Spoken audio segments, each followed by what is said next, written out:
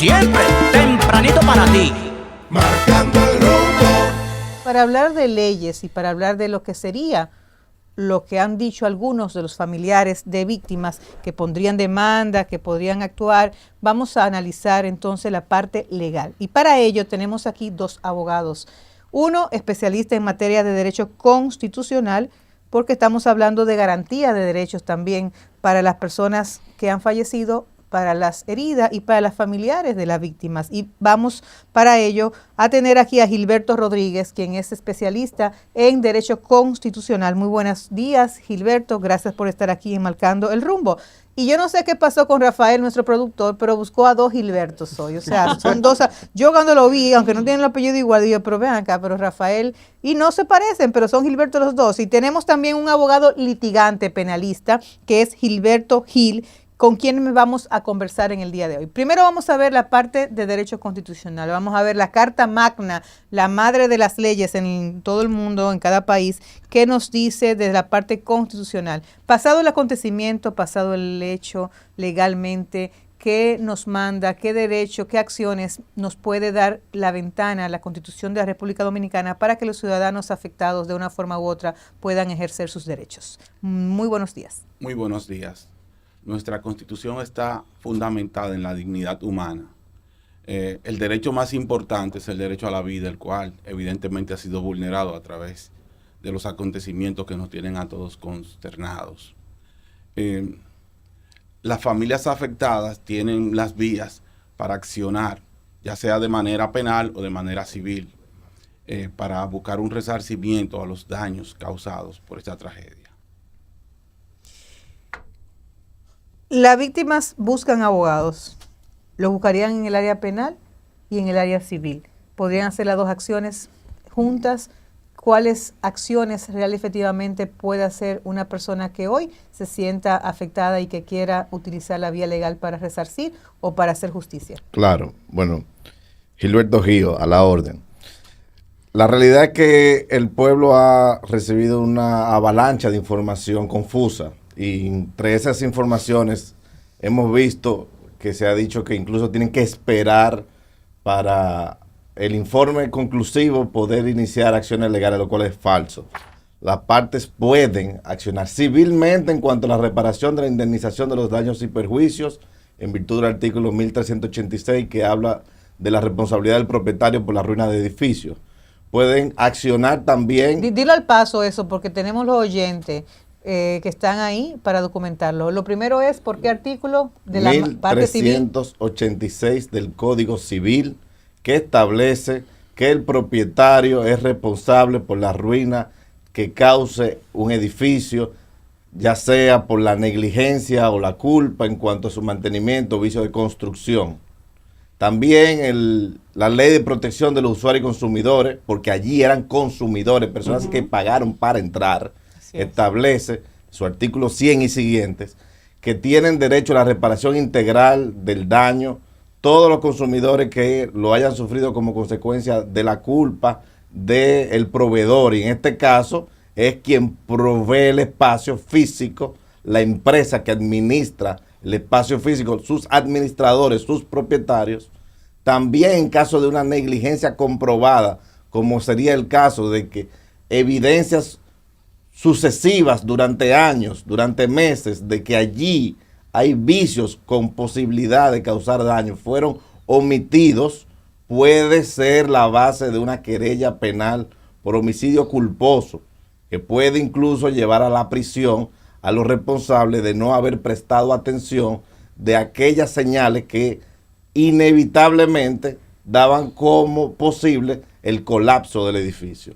Y también pueden accionar administrativamente por la ley 117.13, la ley de derechos de los ciudadanos en relación al Estado, contra las instituciones públicas que, debiendo haber supervisado, como por ejemplo el ayuntamiento, la dirección de bomberos, de que el aforo público estaba apto para servirle al público, ya sea en la cantidad de personas que allí cabían, como en las dimensiones de las salidas de emergencia, como en las inspecciones que debió haberse realizado y pasado el edificio, una vez sus años fuesen avanzando, porque estamos hablando otra vez de un edificio de 50 años. Y por último, mencionar el reglamento de administración de hoteles, discotecas, que establece que deben tener un seguro de responsabilidad civil. Eso es el Ministerio de Turismo. Y es el Ministerio de Turismo. Entonces, Ese departamento lo dirigí yo 2000-2004. entonces, ¿puede usted desmentirme que ese reglamento establece? Bares y restaurantes, sí. Bares y restaurantes deben contar con las dimensiones, las precauciones para que no entre más gente de la que puede entrar y allí la salida de emergencia tengan la capacidad para desahogar esa cantidad de personas y estén debidamente aseguradas.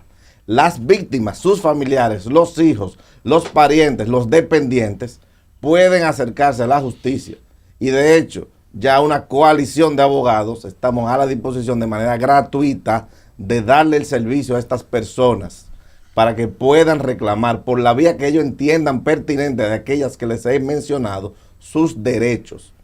Y para eso hay incluso una página creada por voluntarios que se llama ayudalegaljetset.com. Ayudalegaljetset.com. Gilberto, el nombre de JetSet estuvo un abogado investigando que no está registrado per se como JetSet Sephora, sino que está dado de baja y el nombre registrado es JetSet Club, cuya titularidad pertenece a la empresa Inversiones E&L SRL. Antonio Espaillat ha sido identificado públicamente como el representante de esta compañía, sin embargo, aparecen 5 socios que son realmente los empresarios de esta... Los dueños. Los dueños de... Bueno, el que salió a dar declaraciones se llama Antonio Espaillat. Yo a los otros no lo conozco. Y en derecho hay algo que se llama los hechos notorios, los hechos públicos, que son aquellos que los jueces pueden usar para orientar su juicio y su criterio. Entonces, los demás bien harían también en mostrar la cara y hacerse solidario con la víctima. Sí. Personas que todavía están en salas de emergencia, pendientes de pago de honorarios médicos y que están incluso clamando a que sea la sociedad que vaya y lo vaya a auxiliar. Vaya usted a ver qué tragedia. 5 sea que- socios y un socio mayoritario son los Sí, que siempre hay un aparecen, siempre hay un exacto. mayoritario. Esos 5 socios no se ha hablado ni se ha mencionado quiénes son los dueños del YECSE, solamente se habla de Antonio Espaillat. Así que eso que tú acabas de decir es importante. Sí, sí. Nosotros queremos, el país quiere saber quiénes son los dueños del YECSE, quiénes son los socios que de una manera u otra construyen esa sociedad y Claro. son dueños de ese negocio que hoy está cerrado por una catástrofe, no porque ellos decidieran cerrarlo, porque eso también comentan los vecinos del YECSE, que ese lugar con todo el sobrecargo que tenía el techo hace ya unos años y hay inclusive ahí se ha viralizado de que hace 7 años, en el 2007, En el 2009. 16. En el 16. En el 16, Anthony Santos. y Anthony Santos pues ya venía presentando el techo pues algunas situaciones que ameritaban que se reconstruyera o que se hicieran, se tomaran medidas de ingeniería para que mejorar la condición del techo. Sería, ¿cómo se probaría la negligencia? ¿Cómo se probaría una negligencia de ese local, de ese negocio legalmente? ¿Qué cosas tendrían que presentarse para que un demandante pudiese tener ganancia de causa cuando demandara por negligencia a los propietarios y representantes de YECSE? Por la vía civil, como esto es régimen de consumo, el que ha sido afectado solo tiene que probar que sufrió el daño allí.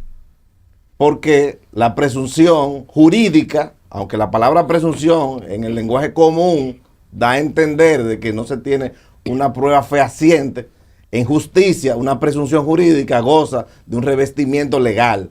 Es decir, el que estaba adentro pagó para entrar.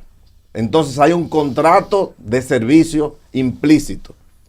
Ya dentro, si sufre un daño, tanto la Ley de Protección de los Usuarios y Consumidores como lo que establece el Código Civil en los artículos 1147 y siguientes sobre la responsabilidad civil en cuanto a la responsabilidad contractual, solo te pide como prueba que tú le pruebes el daño y el nexo de causalidad entre el evento. Tenemos una llamadita. Muy buenos días. ¿Quién nos habla? ¿De dónde? Buenos días, de Villameira. Cuéntenos. De su nombre, por favor. Sí, Pichardo. Cuéntenos. Yo diría que esos enfermos que están internos, que están esperando por lo menos que los socorra a alguien que para pagar esa factura, yo diría que el dueño que debiera de pagar eso, porque es igual como usted trabaja en una empresa, que a usted le pasa algo en una empresa que trabaja, son los dueños que tienen que resolverlo, eso es lo mismo, porque es su empresa que estaban toda esa gente, el dueño debiera de socorrer a esa gente. Pase buen día. Gracias. Muchas gracias. Yo quiero decirle a todos que, si bien es cierto,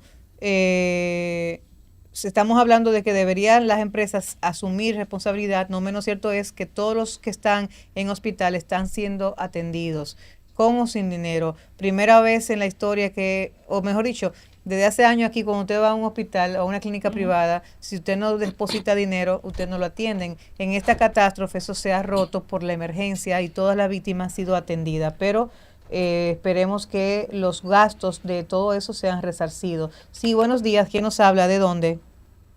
Buenos días, Janet, ¿sí me habla? Sí, Sí, Janet. bueno. Tú me quieres cambiar el Oh. nombre, pero es Janet, aunque Janet sí Espinal es mi hermana, es Janet Camilo, pero Oh, yo bueno, pero ahora feliz. tienen el mismo tono de hablar. Ay, gracias. Cuéntame. Te iba a preguntar, te iba a decir dos preguntas. El caso de San Cristóbal, los 37 aquellos que murieron con esa tragedia. El Ministerio Público sometió a esa gente y lo de La Vega lo sometieron, Sí. Sí. Sí, fueron sometidos.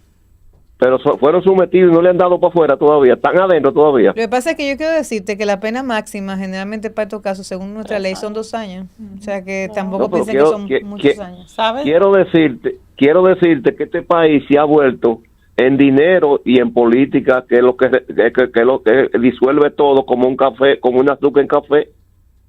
Así es, así es. Quiero preguntarle a Gilberto, ¿A cuál? ahora Ojío. ahora que estás hablando sobre las defunciones y demás, debería de cada familia afectada verificar bien las causas que salen, porque como estamos en el país de la maravilla, que esas actas de defunciones estén bien instrumentadas, especificando que su fallecido, su finado, estuvo en ese lugar y cuál fue la causa, que esa es una de las causas que se necesita el tema de la autopsia, porque tú La sabes autopsia que se hizo aquí por reconocimiento. En este caso fue un accidente. Todos los muertos tienen una misma, todos los muertos en este accidente Tienen una misma- tienen una causa. La autopsia que se hicieron en patología era para reconocer a los muertos, porque les reitero, la mayoría estaban irreconocibles. Claro. Entonces, en efecto, en temas de derecho de desastres, cuando hay terremotos, inundaciones, ciclones y situaciones de calamitosas, ciertamente las pruebas con las que usualmente terminan las familias teniendo es un acta de defunción que da cuenta de accidente y una descripción genérica como trauma craneoencefálico severo incompatible con la vida, Así aplastamiento, todo ese tipo de cosas. ¿Qué es lo que la familia debe ver a la hora de que le entregan la autopsia? Que el lugar del levantamiento de cadáver y la fecha no vaya a ser distinta a la del 8 de abril, Aunque se lo hayan entregado el 11. el 11, y que no vaya a decir un lugar, una provincia, un sitio incompatible con los hechos. Pero además ellos tienen la ventaja de que INASIF publicó una lista con los nombres de la persona. Y que la Junta Central Electoral, y vaya reconocimiento para la Junta, colocó un centro inclusive en INASIF para dar ahí mismo biométrico. las actas de defunción. O sea que también hay que felicitar la agilidad con que la Junta Central Electoral actuó en este caso, porque tú te imaginas toda esa gente cogiendo también lucha para ir a la Junta a sacar el acta de defunción. Y le voy a decir una tragedia que este país se lo ahorró también. El tema de insistir que la autopsia es indispensable para la acción legal no es verdad. Porque imagínense una familia entiendo que no poder velarlo esperando a que alguien que se desahogue en patología forense y que le hagan una autopsia a profundidad cuando sabemos que la causa de la muerte fue que había estado en el jet set el 8 de abril cuando se cayó el techo. Es decir, es el acta de defunción no la autopsia, La el defunción. elemento clave habilitante para la acción legal, las actas de nacimiento de la persona vinculada para fines de la calidad para accionar, copia de la cédula y pruebas adicionales de los daños. Ya para la parte penal, entonces sí se tiene que hablar del informe porque se va a buscar si hubo una negligencia grave y continua, porque entonces ya la responsabilidad se va agravando. Y hay algo que no se ha dicho aquí, todos estamos hablando de cómo una víctima acciona. Pero los empleados muertos allí, que tenían contratos de trabajo, solo tienen que probar que murieron allí, porque estaban allí trabajando, no tienen por qué pensarse que pagaron entrada u otra razón, y tienen el beneficio. Una pregunta para ambos, que quería comenzar aquí por Gilberto Rodríguez también. ¿Cómo ustedes ven, o sea, cuáles son las herramientas con las que va a contar ahora o con las que cuenta el Ministerio Público para accionar en este proceso? Sí. Dentro de las responsabilidades que le corresponden. Fue muy interesante la llamada que recibimos donde se mencionaron los dos hechos anteriores de 2023, tanto la tienda de La Vega que colapsó, donde solamente hubo un fallecido y 4 heridos, como el accidente de Poliplast, donde la fábrica de reciclaje causó 34 muertos, 50 heridos. Y en esos casos el Ministerio Público fue muy diligente y apresó, hizo allanamientos. Inclusive el representante legal de Poliplast en ese momento dijo que era un show mediático. Yo no estuve de acuerdo en ese tiempo, pero ahora me doy cuenta que es cierto. Porque ahora estamos en una catástrofe y no vemos el accionar del Ministerio Público hasta la fecha. Ha brillado por su ausencia. No, en esta vez sí, exacto. Yo te digo, para eso lo he visto. En esta vez el Ministerio Público no ha sido tan diligente como en otras ocasiones. Y es lo que te digo, aquí hay santos que se cuidan aún después de todo.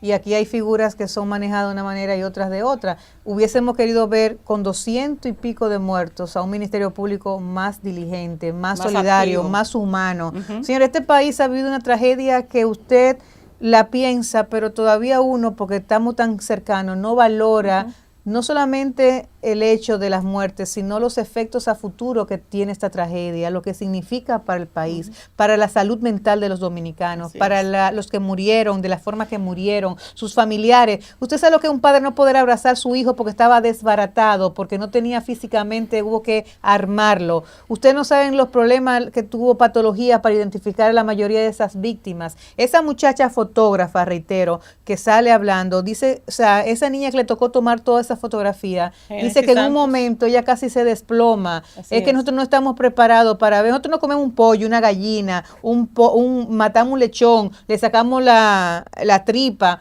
pero no estamos preparados para que así mismo ver a un ser humano, ni que se haga una heridita. Cuando uno ve sangre, un chin de sangre, ya uno está nervioso. Entonces, imagínense a ese personal que le tocó sacar de los escombros, esa gente, sin las herramientas necesarias para ello. Imagínense cómo pasó eso. O sea, cuando hablan aquí, no, que mira, fulano salió vivo, pero fue un mal manejo que tuvo en la ambulancia y se murió.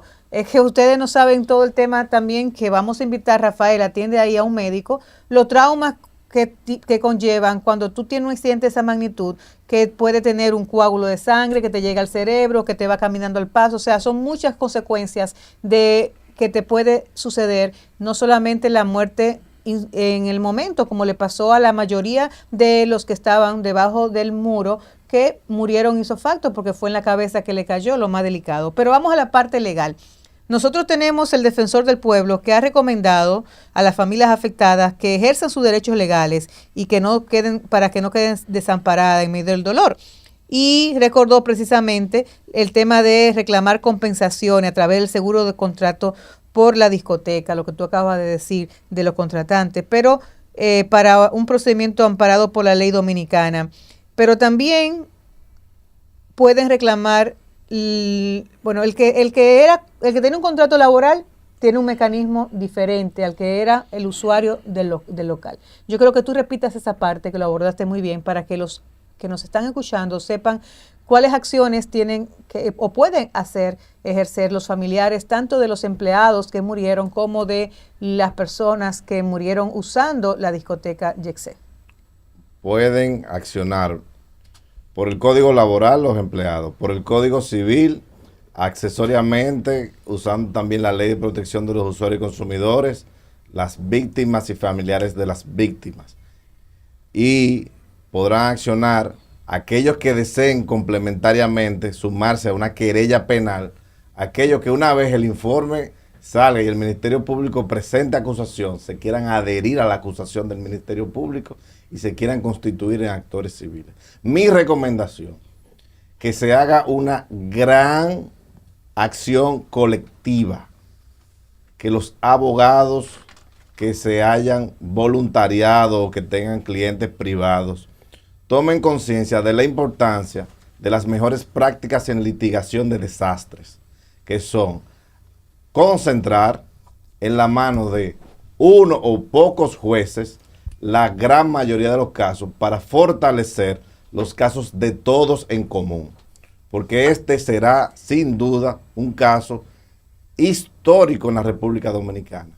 Estamos hablando de más de 360 víctimas entre los fallecidos y los heridos, sin contar en las víctimas silentes como los huérfanos, los dependientes, de personas que todos estaban en edad productiva. Así es. En consecuencia, fíjense que si en este país una demanda por daño y perjuicio, por accidente de tránsito o por mala práctica médica ronda los 5 millones de pesos, multiplíquelo por 375. Bueno, esa es la parte de dinero que no va a recuperar las vidas de la mayoría que padeció en este incidente. La parte penal también es otra vía que puede utilizarse. Y la parte penal en la República Dominicana es frágil en cuanto a estos temas de accidentes, porque la verdad que la penalización es muy baja. Muy irrisoria. Es muy baja, son 2 años como máximo. Claro. Pero nadie ha dicho que los propietarios del YECC hicieron eso, querían que eso pasara. O sea, porque vamos a separar las cosas. O sea, yo conozco a Antonio y a todo el mundo, nadie quería. De hecho, su hermana fue parte de las víctimas, el cuñado de ellos, el esposo de ella fue parte de la víctima. Doña Grecia puede estar, o sea, no estamos hablando de que fue a pota, como diría mi abuela, que fue a propósito, no. Pero sí estamos hablando que hubo algo, no vamos a ponerle nombre, pero hay algo que pasó que eso se desplomó así. Y entonces puede ser negligencia, puede ser falta de supervisión, puede ser muchas cosas. Entonces, ante ese hecho está la vía penal. Entonces, la acción pública debería entrar directamente, la Procuraduría debería haber entrado directamente ella. No, la Procuraduría no debió esperar a que está investigando, debió actuar inmediatamente como tú dijiste, nuestro querido Gilberto Rodríguez, de que en otros escenarios como es el de San Cristóbal se actuó más y se dio mayor acción pública. Pero ahora están esperando que sean las víctimas que accionen que activen la acción pública. Bueno, eso para así no tocar. Sí, la diferencia aquí es que no existió, o presumimos que no existió lo que es el animus necandi, la intención de hacer daño de parte de Espaillat, lo que los americanos llaman mens rea, intención criminal. Y eso convierte este tipo de delito, aunque de gran magnitud, a nivel penal, en algo laxo, en algo simple, en ese sentido. Sí, estamos en la espera de una modificación de nuestro Código Penal, que si establecen la figura de lo que es el cúmulo de penas, entonces podríamos hacerle un homicidio involuntario por cada una de las víctimas y por los lesionados. Pero en el caso de la especie estaríamos solamente, como ya usted estableció, frente a una pena máxima de 2 años. Por lo cual nosotros a nivel personal entendemos que es más satisfactorio para las familias hacer una acción civil en reparación de los daños, porque los jueces penales, ante un hecho en el cual el actor principal, el imputado, no tenía la intención de crear un daño, son más benévolos que los jueces civiles, que sí lo pueden categorizar, como ya el distinguido letrado bien estableció. Eso es así. Señor, hemos estado hoy hablando con 2 abogados, no los conocía ninguno de los 2, pero ha sido un placer compartir con ustedes, tanto con, además Gilberto, son 2 Gilbertos, o sea, Gilberto Rodríguez y Gilberto Otgio. Gracias por habernos acompañado tempranito aquí en Marcando el Rumbo, un espacio que está todos los días desde las 5 de la mañana hasta las 7. Estamos analizando de la parte civil y de la parte de ingeniería civil, de la parte legal, el hecho que aconteció el pasado 8 de abril, que ha dejado a República Dominicana en un luto que cubre todo el territorio nacional. Más de 400 familias afectadas, 226 muertos y por supuesto heridos, y una familia también empresarial lacerada, porque también hay que ver la parte de la familia empresarial, que era una discoteca y una familia que nos tenía acostumbrado por más de 30 años a la diversión, al recreo. Los lunes del YECSE eran lunes donde yo, tú, todos íbamos, así que también hay que pensar en esa familia que está lacerada. Yo no quisiera estar en los zapatos de Antonio Espaillat, la verdad que no, porque nadie quisiera estar, porque definitivamente la carga emocional de esa familia es fuerte. Nosotros nos hemos solidarizado también con ellos porque hay que ver ambas partes de la moneda, ambas caras de las monedas. Nadie quiere una desgracia así. Cuando ocurre, lo más fácil es buscar culpables y buscar acción, pero lamentablemente las cosas pasan. Esperamos que este hecho ayude a que las autoridades dominicanas, que somos también irresponsables, las autoridades que tienen que ver con la construcción, asuman con mayor fortaleza, con mayor rigurosidad la labor de supervisión, de permisología y por supuesto que seamos un país donde la humanización siga siendo el norte. Como decían, es importante en estos tiempos la esperanza, pero también el perdón. Hemos llegado a una entrega más de Marcando el Rumbo. Te recordamos que mañana nueva vez de 5 a 7 de la mañana por CDN Canal 37 y CDN Radio te esperamos para que juntos sigamos marcando el rumbo. Informando, analizando al mundo, aquí llegó Marcando el